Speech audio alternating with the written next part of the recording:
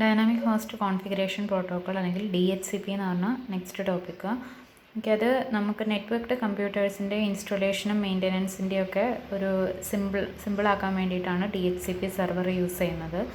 So നമുക്കിപ്പോൾ ഒരു കമ്പ്യൂട്ടറിന് IP address assign ചെയ്ത് കൊടുക്കുക എന്ന് പറയുന്നത് ഒന്നുകിൽ സ്റ്റാറ്റിക്കായിട്ട് ചെയ്യാം, ഒന്നുകിൽ മാനുവലായിട്ട് ചെയ്യാം, അല്ലാന്നുണ്ടെങ്കിൽ ഓട്ടോമാറ്റിക്കലിയും ചെയ്യാം. സോ മാനുവലായിട്ട് ചെയ്യാമെന്ന് പറയുമ്പോൾ നമുക്കിപ്പോൾ ഒരു 2-3 സിസ്റ്റമാണ് ഉള്ളതെന്നുണ്ടെങ്കിൽ നമുക്ക് ഡയറക്റ്റായിട്ട് എന്ത് ചെയ്യാം, IP അഡ്രസ്സ് ടൈപ്പ് ചെയ്ത് കൊടുക്കാം. സോ അതെല്ലാം 1-2 സിസ്റ്റംസിനാണെങ്കിൽ ഓക്കെ. പക്ഷേ സപ്പോസ് ഒരു 100 അല്ലെങ്കിൽ 200 സിസ്റ്റംസ് ആണെന്നുണ്ടെങ്കിൽ ഇത്രയും സിസ്റ്റത്തിന് നമ്മൾ ടൈപ്പ് ചെയ്യുക എന്ന് പറയുന്നത് കുറച്ചൊരു ഡിഫിക്കൽട്ടായിട്ടുള്ള ടാസ്ക്കാണ്. സോ അതുകൊണ്ട് നമ്മൾ എന്ത് ചെയ്യണോ, ഒരു DHCP സെർവർ ഉണ്ട്. ആ സെർവറിൻ്റെ ആവശ്യം എന്ന് പറഞ്ഞു കഴിഞ്ഞാൽ അതിന് ഓട്ടോമാറ്റിക്കലി ഈ നെറ്റ്വർക്ക്ഡ് കമ്പ്യൂട്ടേഴ്സിന് IP അഡ്രസ്സ് അസൈൻ ചെയ്ത് കൊടുക്കാൻ പറ്റും.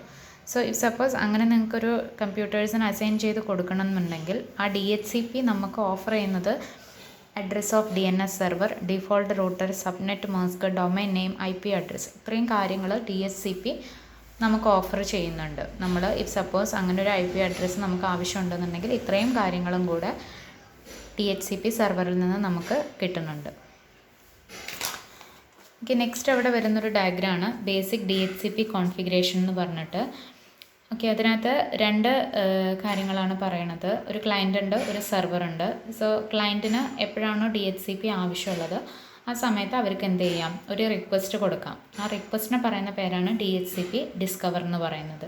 സോ എപ്പോഴെങ്കിലും DHCP ഡിസ്കവർ എന്ന് പറഞ്ഞൊരു മെസ്സേജ് സെർവറിലേക്ക് എത്തിക്കഴിഞ്ഞ് കഴിഞ്ഞാൽ അവർ ആ റെസ്പോണ്ട് ചെയ്യും, ക്ലയൻറ്റിനോട്ട് റെസ്പോണ്ട് ചെയ്യുന്നതാണ് നടക്കാറ്.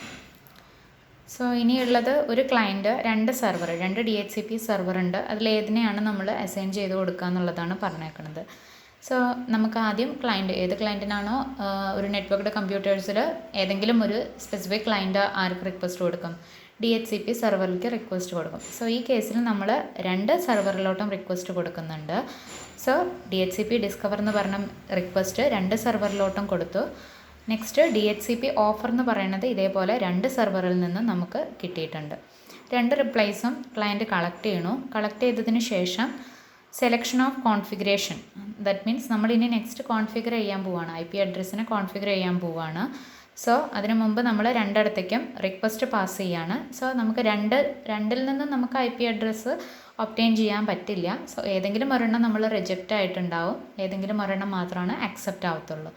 സോ ഇവിടെ സെർവർ നോട്ട് സെലക്റ്റഡ് എന്ന് പറഞ്ഞ ലെഫ്റ്റ് ഹാൻഡ് സൈഡിൽ എഴുതിയേക്കുന്നതിന് നമ്മൾ എന്ത് ചെയ്തു, അസൈൻ ചെയ്യാൻ പറ്റില്ല.